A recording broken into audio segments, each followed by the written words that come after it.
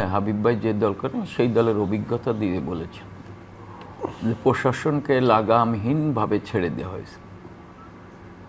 তার উদাহরণ আপনি জানেন, কোহিনুর নামে একজন ডিসি ছিল এসপি র্যাঙ্কের। সে হাওয়া ভবনের ছত্রছায়ায় আপনি গোটা পুলিশ প্রশাসন তার নামের উপর আতঙ্কগ্রস্ত ছিল, র্যাঙ্ক কিন্তু এসপি। এবং সে মোহাম্মদ নাসিমের মতো জাতীয় নেতাকে রাস্তায় ফেলে পিটিয়েছিল। তারপরে 21 আগস্টের গ্রেনেড হামলার সময় তিনি পরবর্তী আইজি ছিলেন।